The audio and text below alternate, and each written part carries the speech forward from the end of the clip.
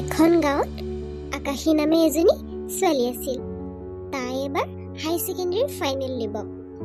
ঘৰত মাক দেউতাক আৰু আকাশীৰ ভনী এজনী। কিন্তু কথাটো হ'ল যে আকাশীয়ে পঢ়িবলৈ একেবাৰে ইচ্ছা নকৰে। তাৰমানে নিজৰ ফালৰ পৰা আগ্ৰহ প্ৰকাশ নকৰে। পঢ়িবৰ কাৰণে মাক দেউতাকে দৈনন্দিন আকাশীক গালি পাৰিব লাগে, তেতিয়াহে আকাশীয়ে পঢ়া টেবুলৰ ওচৰত যায়। আকাশীৰ এনে অৱহেলা দেখি এদিন আকাশীৰ মাকে ভাবিলে যে আকাশীক গাঁৱৰ মূৰত থকা বাইদেউগৰাকীৰ ওচৰলৈ লৈ যাওঁ। কিজানি বাইদেউগৰাকীয়ে বুজালে আকাশীৰ পঢ়াৰ প্ৰতি ধাউতিটো বাঢ়ে। এই বুলি এদিন আকাশীক মাকে গাঁৱৰ মূৰৰ বাইদেউগৰাকীৰ ওচৰলৈ লৈ গ'ল। কথামতেই কাম। এদিন আকাশীৰ মাকে আকাশীক গাঁৱৰ মূৰৰ ললিতা বাইদেউৰ ওচৰলৈ লৈ আহিল। তাৰপিছত ললিতা বাইদেউ আকাশীৰ মাকে আকাশীৰ পঢ়াৰ প্ৰতি থকা অৱহেলাৰ কথা ক'লে। বুজিছে ললিতা বাইদেউ, আকাশীয়ে একদম পঢ়িবলৈ ইচ্ছা নকৰে। দেউতাকেও খং কৰে, ময়ো খং কৰোঁ, কেতিয়াবা মৰমতো বুজাওঁ, কেতিয়াবা মাৰিবও মন যায়। কি যে কৰিম জানেনে? মেট্ৰিকত আমি তাৰ ওপৰত বহুত আশা কৰিছিলোঁ আৰু তাই পঢ়াত বেয়াও নাছিলে, কিন্তু ইমানো ভাল ৰিজাল্ট নহ'ল। যেনে তেনে 3rd ডিভিজনত মেট্ৰিক পাছ কৰিলে। কিন্তু এতিয়া ভাবকচোন, দেউতাকে দৈনন্দিন দিন হাজিৰা কৰিবলৈ যায় ল'ৰা ছোৱালী দুটাক পঢ়াম বুলি, ভাল মানুহ কৰিম বুলি। কিন্তু এতিয়া সকলো সুবিধা দিয়াৰ পিছতো পঢ়িবলৈ ইচ্ছা নকৰে। এতিয়া আৰু কেইমাহমান পিছত আকাশীৰ হায়াৰ ছেকেণ্ডেৰী ফাইনেল, কিন্তু আকাশীয়ে খালি খেলা ধূলা বেলেগ কামৰ প্ৰতি বেছি মনোযোগ দি থাকে। মই কওঁ যে তুমি খেলিবা, কিন্তু মাজে মাজে তুমি পঢ়িবও লাগিব।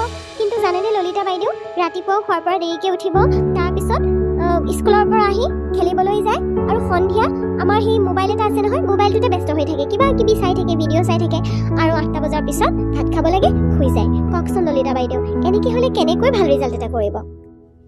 এহে হয় নেকি মাজনী? এয়া মায়ে কি কৈছে? সঁচা নেকি? এনেকৈ হ'লে কেনেকৈ হ'ব? মা দেউতাই ইমান কষ্ট কৰি তোমালোকক পঢ়াই আছে। তোমালোকে যদি তাৰ মূল্যখিনি দিব নেজানা, মা দেউতাইনো কি বিচাৰে? ভাল ৰিজাল্ট এটা যাতে হওক। মই কিন্তু বেয়া পাইছোঁ শুনি। তুমি সৰুতে বৰ ভাল ছোৱালী আছিলা, এতিয়া কিয় নপঢ়া হ'লা? ললিতা জেঠাই, পঢ়িম নহয়, এতিয়াও বহুত সময় আছে।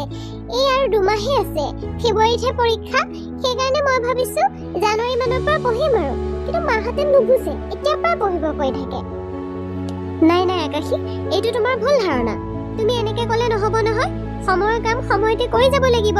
ফেব্ৰুৱাৰীত পৰীক্ষা হ'লে তুমি এতিয়াৰ পৰাই পঢ়িব লাগিব, আৰু আগৰ পৰাই পঢ়িব লাগিছিল।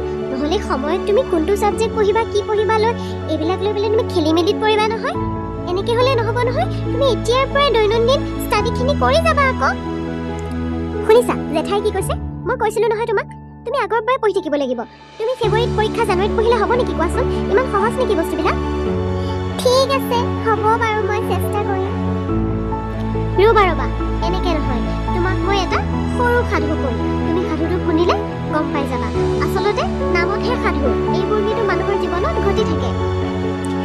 এবাৰ ৰজা এজনে এজন প্ৰজাক কৈছিলে, তাৰমানে কিয় ক'লে জানানে? এদিন ৰজাৰ ল'ৰাটো পুখুৰী পানীত পৰিছিলে খেলিব যাওঁতে। তাৰপিছত সেই প্ৰজাজনে মানে প্ৰাণ বচালে। তাৰ কাৰণে ৰজা সন্তুষ্ট হৈ গ'ল, আৰু তেতিয়া সেই ব্যক্তিজনক ক'লে যে তুমি যে মোৰ ল'ৰাটোক বচালা, তাৰ কাৰণে তোমাক যি লাগে তাকে দিম। তেতিয়া সেই ব্যক্তিজনে ক'লে যে মহাৰাজ, আপুনি যি দিয়ে আৰু নিদিলেও নাই।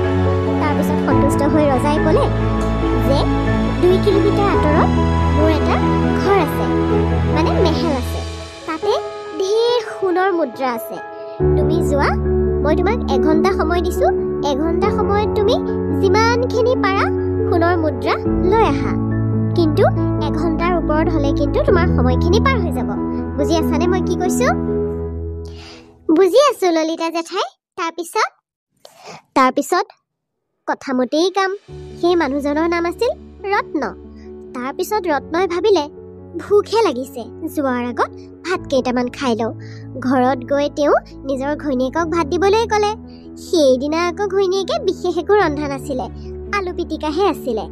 তাৰপিছত ৰত্নই ঘৈণীয়েকক গালি পাৰিলে যে আলু পিটিকাৰ লগত মই ভাত খাম নেকি? দিয়া সোনকালে কিবা এটা বনোৱা। কিন্তু সেইখিনি সময়ত ৰত্নই এইটো ভবা নাছিল যে ৰত্নৰ হাতত কেৱল এঘণ্টা সময় আছে। তাৰপিছত ৰত্নৰ ঘৈণীয়েকে আকৌ দালি বনালে, ভাজি বনালে। সেয়া খাই পেলাই ৰত্ন আহিব ওলাওঁতে ৰত্নৰ খুব ভাগৰ লাগিলে। ৰত্নই ভাবিলে এঘণ্টা সময় আছে, অকণমান শুই লওঁ। তাৰপিছত ৰত্নই শুই দেখিছে প্ৰায় এঘণ্টালৈ আৰু 35 মিনিটমানহে বাকী। তাৰপিছত ৰত্নই উৎপাতকৈ আহিবলৈ ওলালে।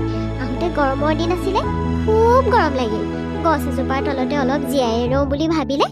তাৰপিছত আৰু ৰত্ন টোপনি গ'লগৈ। তাৰপিছত ৰত্ন সাৰ পাই দেখিছে এঘণ্টা সময় কেতিয়াবাই পাৰ হৈ গ'ল, বেলি বহিবৰে হ'ল। তাৰপিছত আৰু ৰত্নই মূৰে কপালে হাত দি গছজোপাৰ তলতে কান্দিবলৈ ধৰিলে। এতিয়া আকাশী, কোৱাচোন ইয়াৰ পৰা তুমি কি বুজিলা? বুজিলো ললিতা জেঠাই। ৰত্নৰ হাতৰ পৰা ডাঙৰ সুবিধা এটা ওলাই গ'ল। কিমান সোণৰ মুদ্ৰা আনিব পাৰিলে হয় এঘণ্টাত গৈ, কিন্তু ৰত্নৰ সময় আছে এলাহ কৰি থকাৰ কাৰণে এই সোণালী সুযোগটো ৰত্নৰ হাতৰ পৰা ওলাই গ'ল।